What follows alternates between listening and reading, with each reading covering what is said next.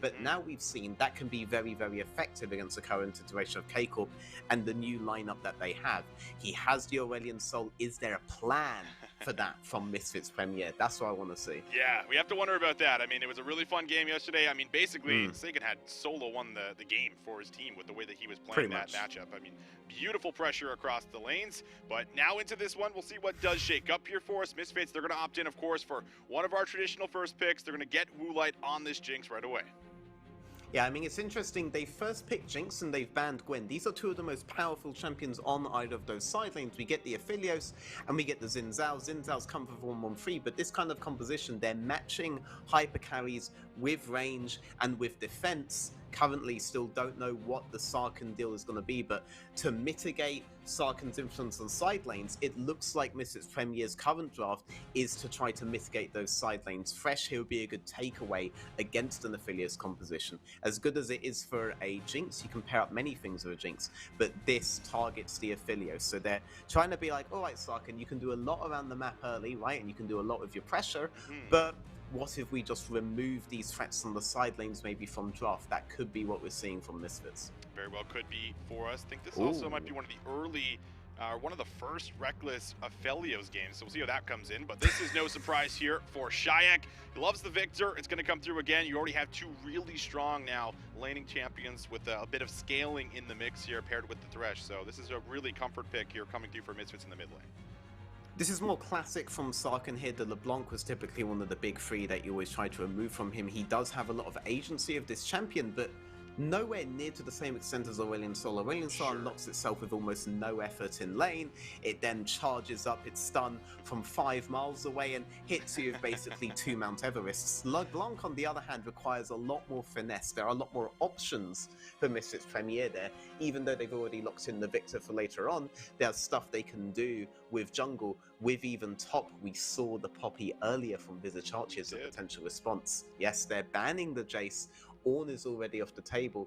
Interesting to see what their idea of playing against LeBlanc is, because it does mitigate already. Just that pick mitigates Sarkhan's ability to influence early. We'll see how much Misfits try to limit that influence. That will be the big question here for us. And now Misfits' second ban on the Aurelia. This, of course, targeted onto Cabochard of all people. He's pulled out this pick a couple of times over the last few weeks here for his veteran. And he's had incredible moments, a lot of solo kills in lane, even after the tower goes down. So just a good pick, just to try to remove some early pressure here out of Cabo. Yeah, Irelia LeBlanc could be a very good side lane based composition for K-Corp as well in that 1-3-1. That option's gone. Jace is the classic blind pick carry. Even though Malphite would be open to Mr. Premier, they just want to remove that Jace. They just don't want to risk it whatsoever. But, you know,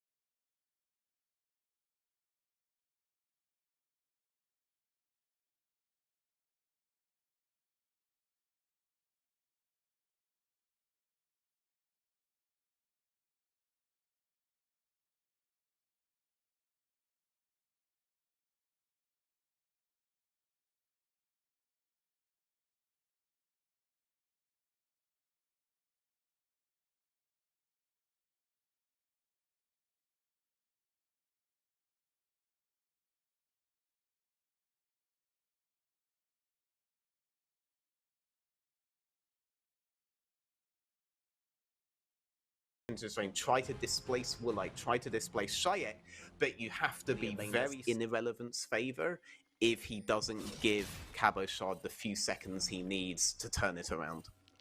Well, here we go, ladies and gentlemen. Misfits Premier 5-4 up against a K-Corp. That is also 5-4 as both teams tried to climb back to the top of the standings. This is an absolute classic matchup that we have in the LFL over the years. And once again, they'll go toe-to-toe. It was KC that did find the first win, and Seiken with the distortion over the wall is going to come through, and they almost get the ward, but not able to do it.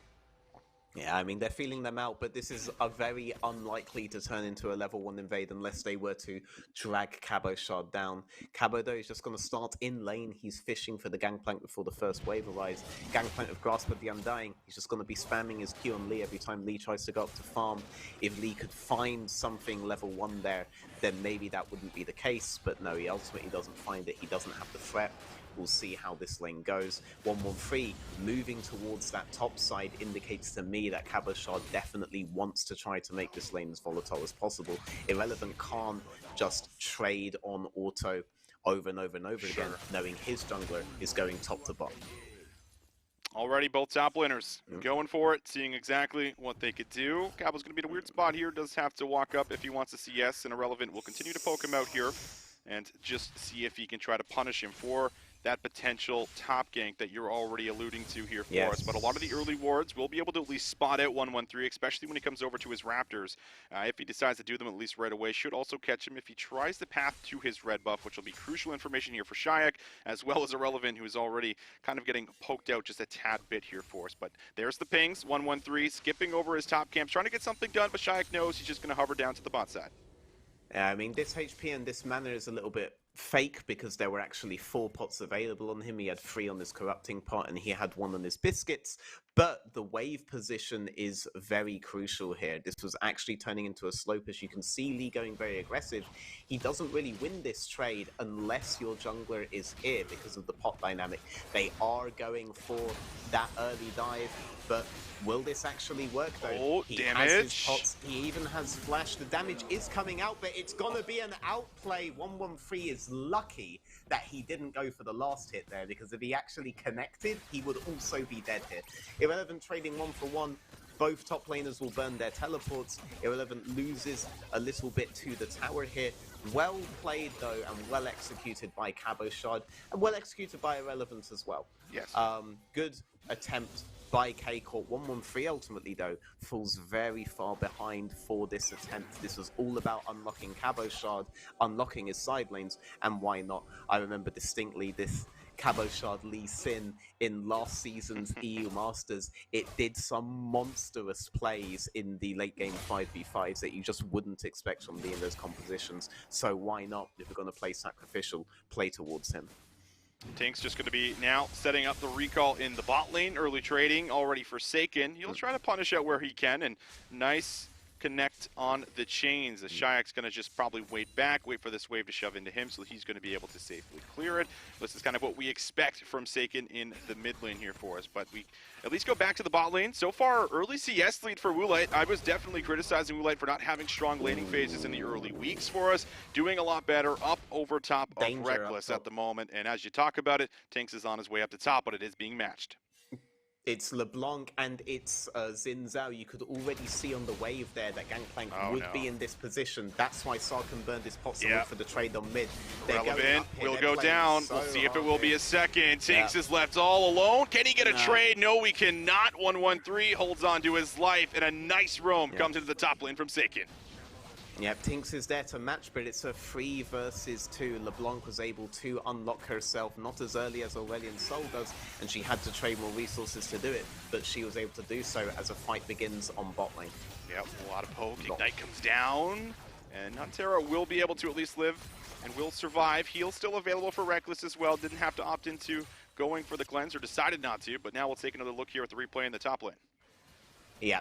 So you can see here, Irrelevant has almost no choice but to be up here on that wave. That's why Tinks moves up to escort, but there are 3 people here on top side, so ultimately he's not even able to trade a kill. It's just a much tighter grouping from K-Corp there, building off of that initial cheesy dive that they did. They've translated it into a very good map state for themselves and a very good lead on top side. It's a Cabo Shard lead, but it's a team effort overall. It sure is, and now Cabo could look to punish a little more. He has that flash up. Irrelevant still having his down after the dive. So something to keep an eye on once the level 6 in the ultimate comes through here for him. Bot lane, Vander going to try to pull the wave, but he's not going to be able to pull all of it. And now Reset's going to come through here for the KC bot lane. Huntera might be looking to move mid, but 113, he has an angle, looking for the change. Shayak is going to flash. Can't dodge the second one, but there's not enough damage. And now he responds with the Chaos Storm. He will be able to slip away, but does have to utilize the flash to escape. Similar situation here. Kind of curious to me that Shayak moved towards the bot side of the map when he has top side warded and knows that that is safe for him to move towards. I think he was just trying to give Tinks maybe an angle to go in and was unaware that this was another 3-man grouping on the midsection that he was having to contend with. Jinx, though, getting 3 plates on bot side because Huntera went to back up that midsection play, and they can be very, very comfortable with that. Look at the leads that is happening on bot lane.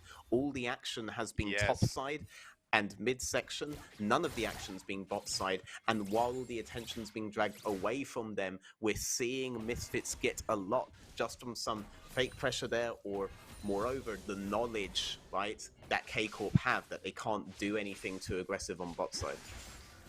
Banner pops into the mid lane here, knows that Woolite will be safe with the help of Tinks behind him, but while this happens, 113 going to do a bit of invading into the top side. Huntera roams all the way up, so they are very much playing around Cavalshard, and now could they set up another dive here? I think Irrelevant knows something's up. Too many members missing on the map, and he's going to back all the way up from the wave.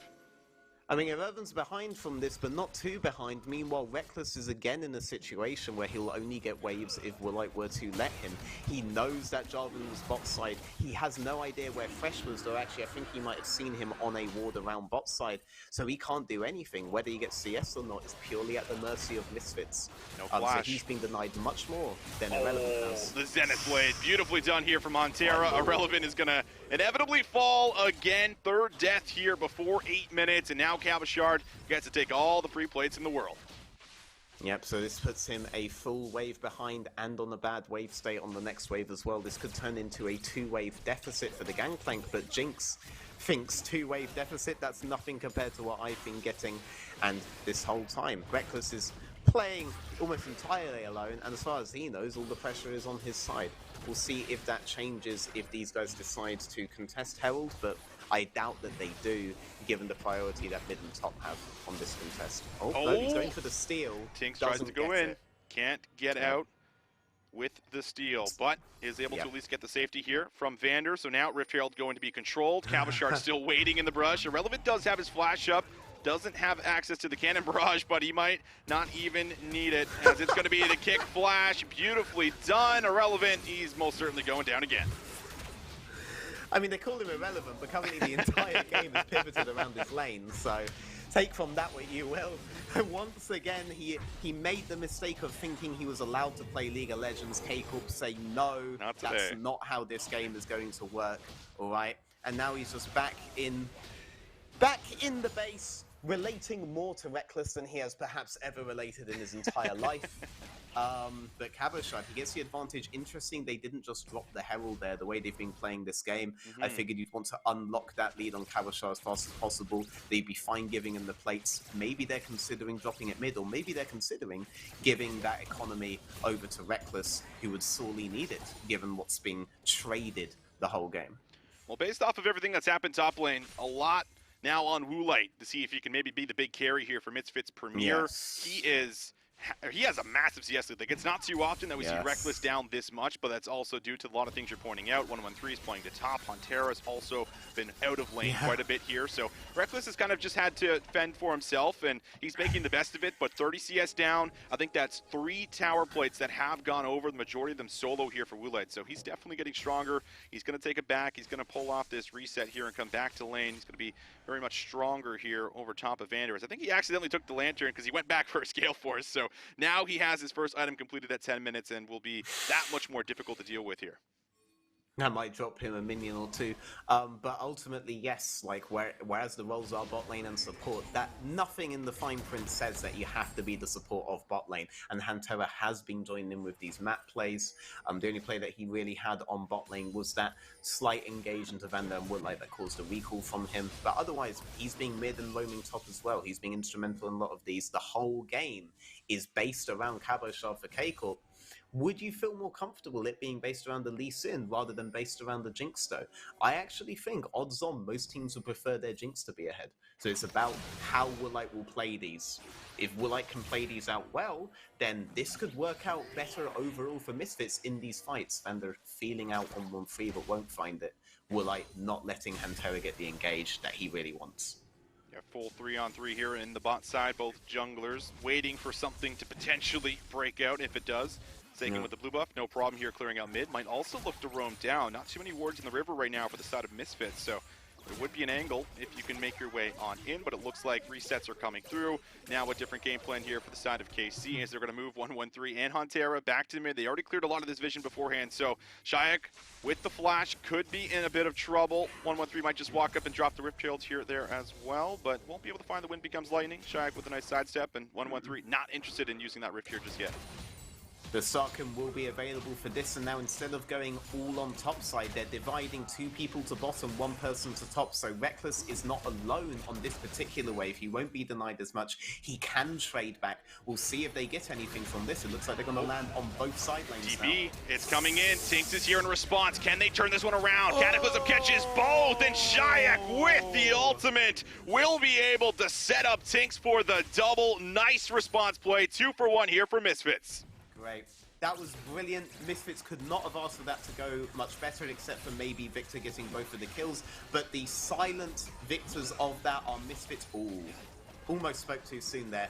Are Misfits again. They denied the LeBlanc and the Leona play on bot side. Played safe. You would have expected maybe that response play from Tinks would just lead to more deaths on bot, but it didn't because of the safe play by Woolite and Vander. So that was a team effort to get a small advantage there for Misfits Premier. They do have a really good scaling composition though. It depends on whether Cabochard can find his angles in there, get into this Jinx Victor or not. And if he does, then they're basically dead on sight. I'm sure Relevant's probably feeling a little better after that too, after the punishment this man has been taking throughout the early stages of this game.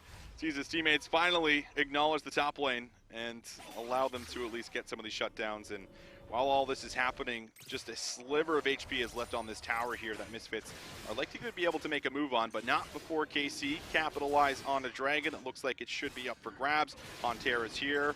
Saken has the mid lane priority first, so this will absolutely be a dragon to tie up the count here at 1 apiece.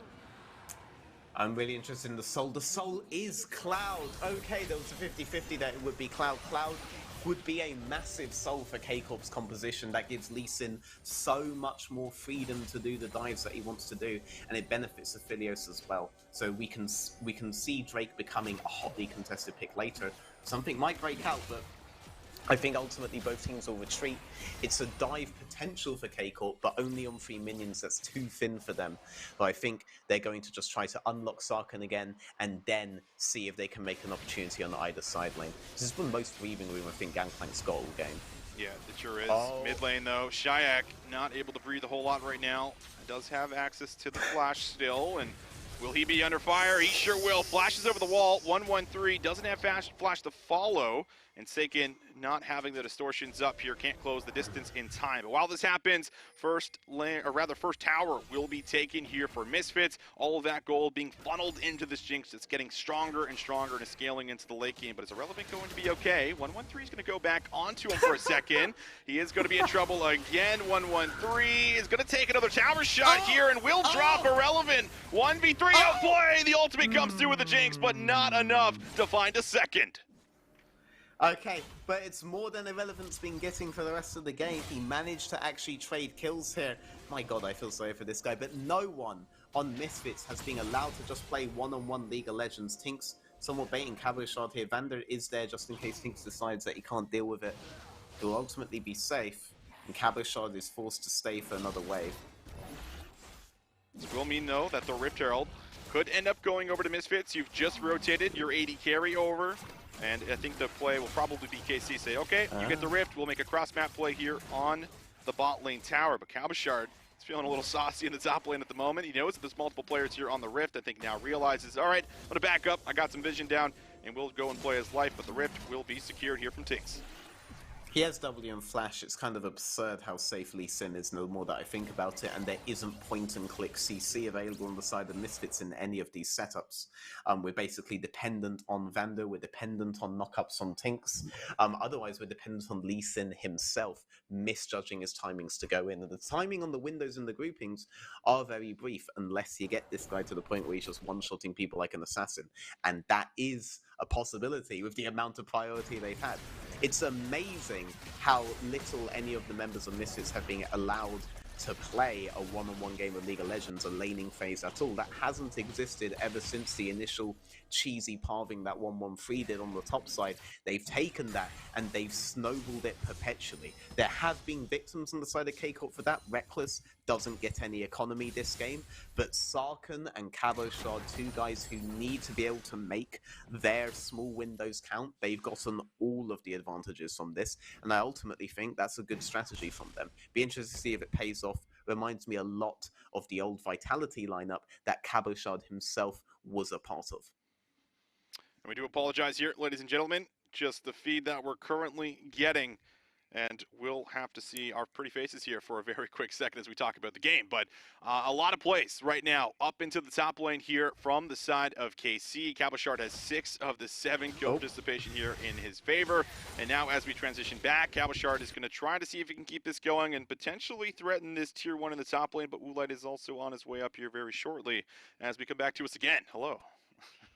Hello, what's up? Yeah, no, but this actually does remind me a lot of the old Vitality lineup with Jizuke and eventually with Cabochard himself on that lineup as well. Right. They played these kinds of games in regular season. They're very good strategies in best of 1 scenarios. It's difficult to adapt to this if there isn't another game to repeat the early game into, right? So if you catch them off guard with this stuff like the Aurelion Soul, that can get you on waves before 3. With this Lee Sin and the Xin Zhao early parving, that can get you before the 3rd wave. You can't adapt to it like you can in a best of 5 series, and I think Cabochard's taken that principle, put that in with his team. He's obviously the focal point for us in this draft, but he's the guy that has personal experience of this kind of play style as well. It's great in regular season, and it can be great if your team got stuck in a rut like K-Corp did. It can bring morale high, and ultimately, though, there's an issue of execution with these. You can't rely on these kinds of strategies every game once you get into a scenario like playoffs, and this doesn't change the fact that there are many windows with which you'll be able to find openings into Victor, Jinx, and Gangplank. It's up to them, really, if they give it to you or not. Cabochard, however, he has found that before in the Lee Sin. We talked about that a lot.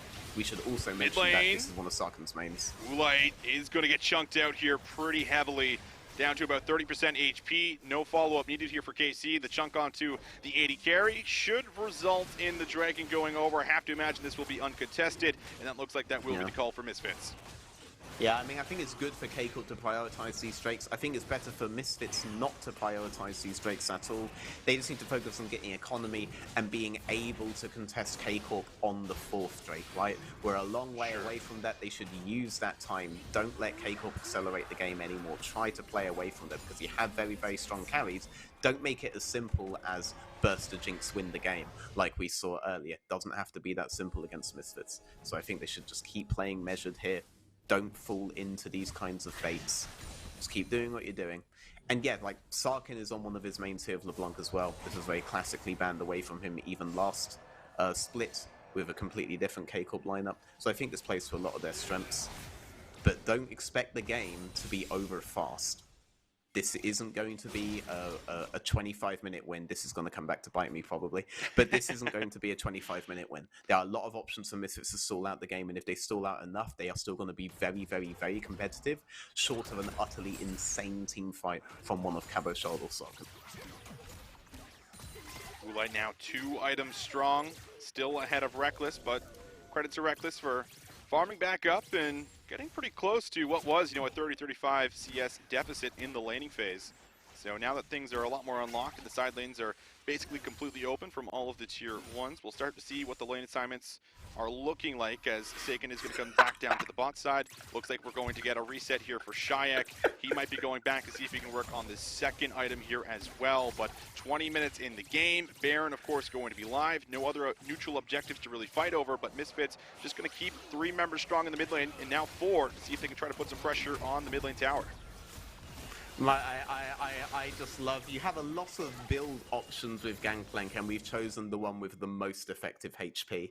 I understand, looking at how the game's going, why we have decided on that irrelevance, but still, damage it will do later on. Victor, about to be onto his Rabadons, he's the only AP threat on his team, so it's unlikely to be against much MR. Good decision by him. We'll see if Misfits give them a window here. KC, Cabochard with the kick! What a play! Finds Woolite, tries to cleanse, but now Vander also in some trouble. Seiken does invest the flash, but it's the stopwatch from Vander that allows him to live. However, big pick here from Cabo. Yeah, now I remember. This is flashbacks to the EU Masters where Cabochard's Lee Sin consistently found things as well. Oh, Cheyenne, and another one for Cabochard, completely on fire. And now that both carries are completely eliminated, this very well might be a Baron call. I imagine Cabochard's about to TP back. Yeah, that has blown the game wide open there. Cabo, he did the geometry, he found it. We were saying earlier, Woolite's been getting a lot of the advantages. It will a lot depend on his play. He gave Cabochard those few seconds, and Cabochard capitalized, and that translated into a second kill as well for K-Corp, with Shayak left wide open. Looks like the game's heavily in their favor. I mean, Seiken and Cabochard, they're kind of 2v3ing right now. Vander is very low. Seiken on the other side of the screen will be able to get out to safety. The Baron, though, still going to be a little bit low. Irrelevant trying to make his play. 1-1-3 is down. No jungler here for the side of K-Corp. And now Misfits are feeling like they can make the play on the Baron. Oh my god, Irrelevant was just stood in front of 3 of them for the whole fight, dodging everything that he could, being a menace until it translated into something, and then they denied them recalls as well. Oh, Sarkin finding something? Almost. He almost had access to the R there too. It was like a second from being up. Yeah, but K-Corp, they have to retreat, and sure, you can say Misfits Premier, they also have to back off this Baron, but that means the game has stalled just that little bit longer.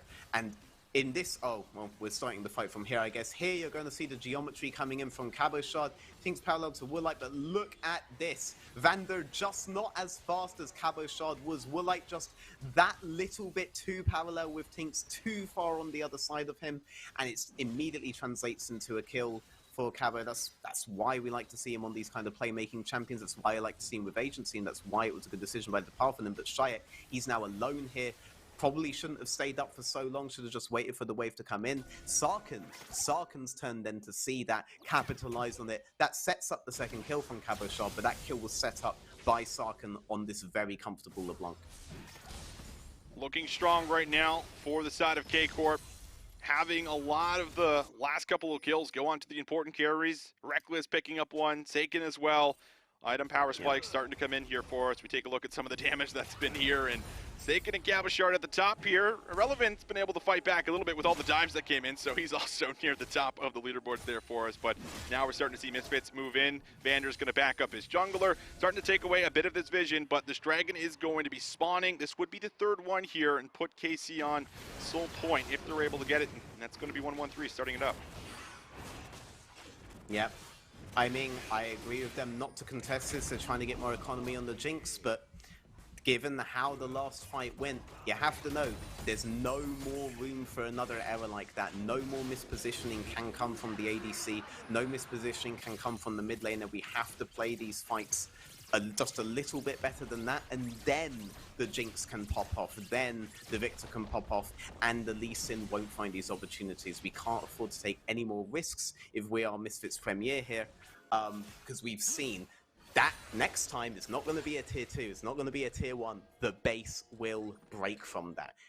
K-Corp's composition definitely doesn't have that many options at this stage of the game, but they've shown its strength if they get an option for even a couple of seconds.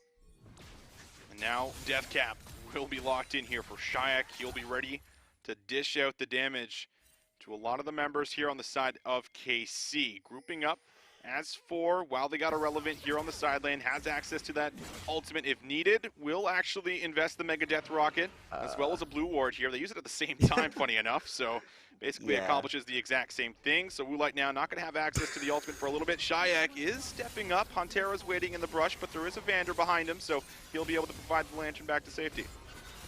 I both love and despise Fresh. Love it when it's on my team, despise it when it's on the enemy. Basically gives all their low mobility champions a dash, and Lord knows they need it to reposition against this team. 1-1-3 going a bit ham, but he should ultimately be fine. Ultimate down from him. That's a pretty big cooldown.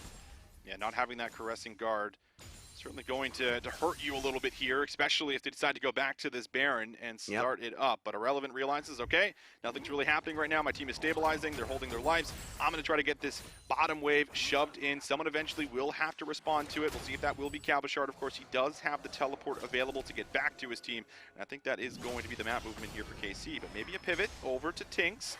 Was just a chain that comes in. But again, Vander with the lantern, keeping everyone safe. If they win this game, this Fresh is MVP. There are so many potentially sticky situations he gets them out of, and so many situations that Misfits Premier's team would not be allowed to get themselves into if it were not for this Fresh. Gives them a little bit more safety, a little bit more map control, a little bit more time, and time is crucial. Tinks fighting over the pink ward. 1-1-3 still applying the pressure, and they're just trying to keep Misfits just in this jungle quadrant right now, in this mid lane. If they want to step in, they're going to have to face check. And face checking a LeBlanc, face checking an Aphelios here with a Leona could be a little bit dangerous. Now Cabochard, it's his turn to start getting some pressure down into this bot lane. This, of course, will be matched here from Irrelevant. So both of the solo laners on the top side just kind of going back and forth. But Cabo, he will be the first one to move. He could maybe look at burning this TP from Irrelevant because he will be slightly behind if Cabochard can get here and maybe look for some kind of a flank play. But Misfits also know, and it's been revealed as well to the audience, their Baron is not that fast. Look how long this takes. It's not like they can just start it up and sneak it very easily. Misfits are going to have a lot of time. TP's in, Irrelevant. Here we go. He's going to be coming into the fight, Saken from the side, looking for an angle to poke them out. Huntera will be able to flash in. Woolite, no mana, will be able to escape for now. Cataclysm comes out here from Tinks, but they're able to find one. Shayak with a big kill, and now one back for Reckless. But Reckless is chunked out of the fight, has to run away. 1-1-3, the jungler, gonna start up the Baron here for Misfits, as he'll also end up dropping, and Misfits, they find the 1-for-2, and will now look at the Nash.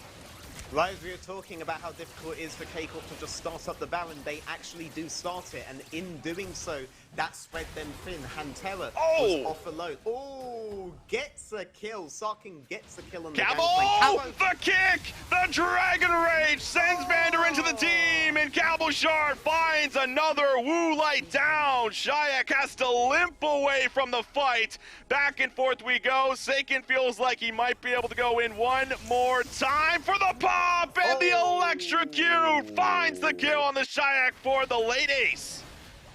Now K-Corp have the time to do the Baron, but if all Misfits did was just accept the kills and realize they don't have to do this themselves, they don't have to risk it, they might have actually had an advantage there.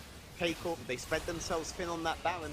It wasn't a straight 5-on-5. A reset was able to be gotten on Jinx, but they made the decision to do the Baron themselves, even though the big solo lane threats of K-Corp were still up.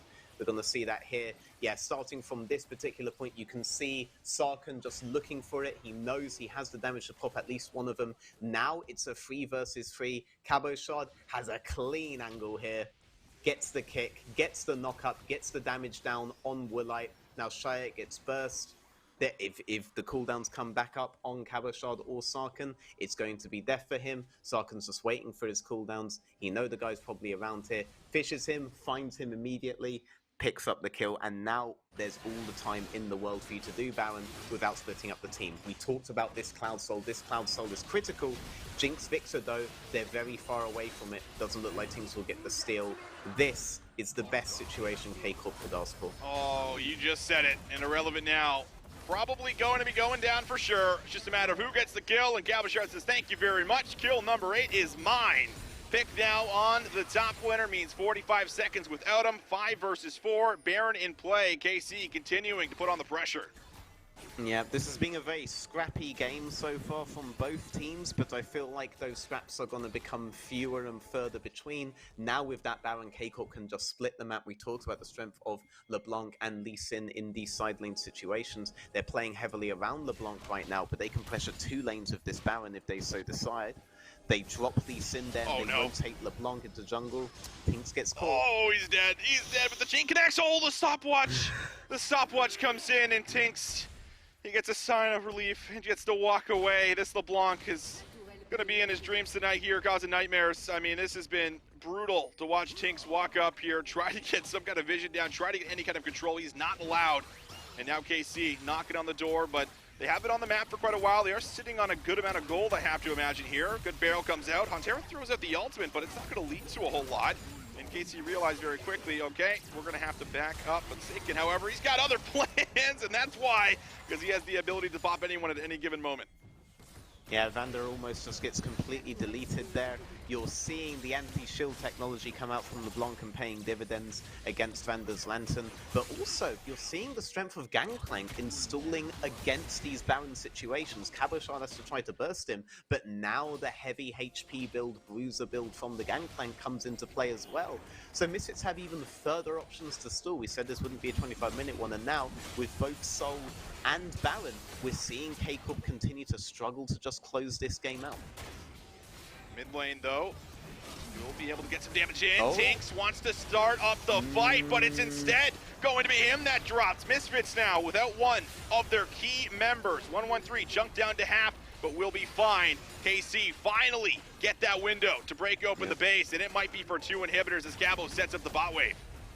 Yeah, the bigger damage there was done onto Woolite. He was a quarter HP by the time we looked up there, but with Woolite threat down, that was definitely a lot more impactful. Vander just dies. Vander's dead. They're all dying. Yeah. It's the KC show. I mean, they are taking over. Cabochard might end up dropping. So there is still a chance to play some base defense. Excited now will be Woolite. Can they turn this fight around? KC realized, all right, we're not going to push for the end, but they have taken more than needed to set themselves up for the dub. And Seiken, of course, is still looking for kills. Woolite will have to back away. That was 2 Qs there, veteran, almost completely annihilating Woolite. That's about the HP Woolite was on when we last looked at him, so I guess mystery solved. We know where the damage came from, but it's still difficult for K-Corp to just straight end, but they are constantly finding these isolated scenarios, getting the pops that they need. You can see, though, with a couple of adaptations, you could play against K-Corp even on these kinds of setups, so Misfits can still learn a lot from this game, though ultimately, I feel like K-Corp are just going to be able to eventually close this out. Oh, maybe a pick on Seiken. He does have to flash. So they're at least able to get Key Summoner here out of the mid laner on KC. But it's a mid lane tower that goes down. Hantera on the flank will set it up here with the ultimate. But as you said, Cabo looking for Woolite. There's the kick, the delivery of the Eddie carry. And now Karmine Corp, they get to press forward. It's a double for Reckless. 3 players remaining here for Misfits Premier. Cabo does not hit the Sonic Wave, but the slow chase will commence. Everyone having to escape, running, retreating to the base. And now KC, they can look for the end here with a numbers advantage. Cabochard flanked all the way from the fork on Red Bush. He teleported into a ward that was previously placed there, and then ran all the way up to Woolite and just kicked him to death and probably ended the game with it. First tower is down. Tinks is going to go in. Big Cataclysm, but no follow-up. One more play from Cabochard. Irrelevant gets one back, but it's just the support. KC are strong. There's still 4 in the base, and they will